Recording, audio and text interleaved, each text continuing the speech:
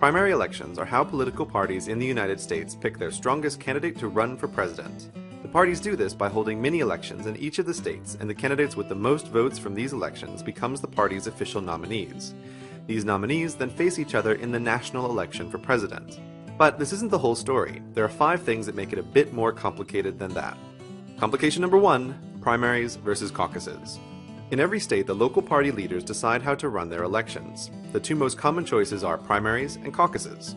Primaries are just like standard elections. Go to the polls whenever you can, stand in a long line, hide in a booth, then tick a box or press a button, and your vote is cast in complete anonymity. A caucus, however, is a public vote. People gather in groups wherever space is available, then literally take sides in a room with everyone else who likes the same candidate. The groups debate each other and, if people change their minds, they need to physically switch sides. At the end of the debates, the party representatives count the number of people in each group.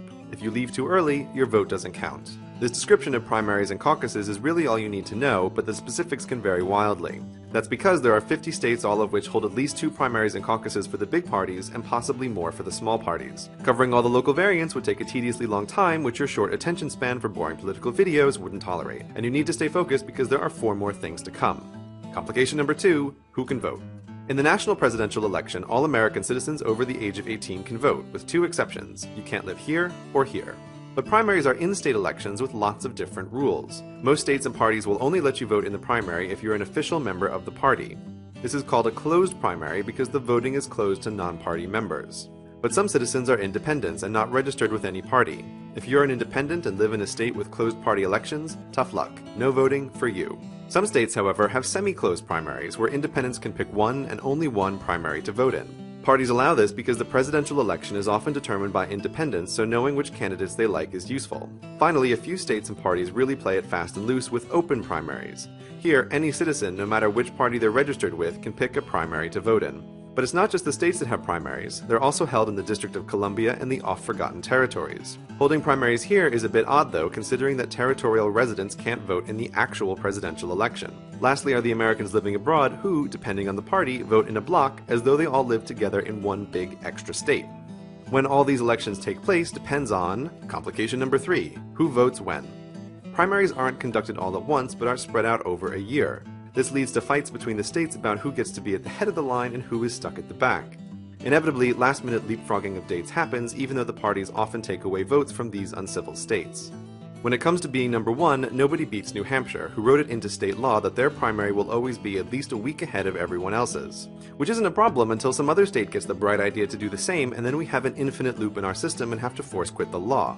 But wait, you say, doesn't Iowa already go first? Yes, but New Hampshire lets them get away with it for 2 reasons. First, Iowa's election is a caucus, and so New Hampshire is still technically the first primary, and second, New Hampshire thinks that Iowa is stupid and doesn't matter. Other states try to boost their influence not by cutting in line, but by forming an alliance and holding their primaries at the same time. The biggest alliance of the election cycle is called Super Tuesday, where, depending on how many states can agree with each other, around half of them might participate, giving out a whole pile of votes. Which brings us to complication number 4, votes that aren't votes. So this whole time you were probably thinking that citizens gave votes straight to the candidates. But no. Instead the votes are given to a bunch of guys called delegates who in turn give them to the candidates as requested.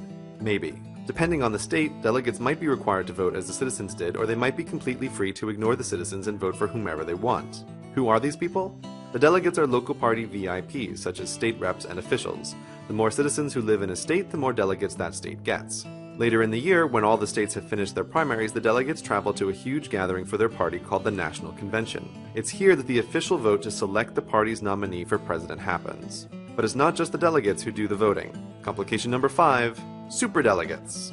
Superdelegates are the top members of the party, such as congressmen and former presidents. They go to the National Convention not to represent the people, but to represent the current party establishment and can vote for whomever they want. Depending on the party, superdelegates might be up to 20% of the voters at the National Convention. Usually by the time the National Convention happens, all the candidates save one have dropped out of the race, so the convention is just a rubber stamp and a big party. But if the fight between candidates is still ongoing, the delegates and superdelegates are the ones with the final decision.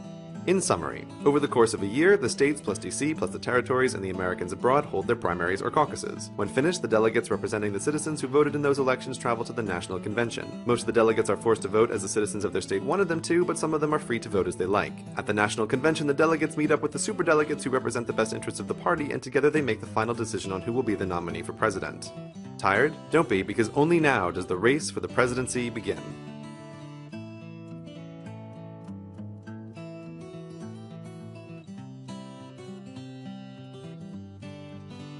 Of course, you could skip all that and jump straight into the election as an independent. The only downside to this strategy is near certain defeat.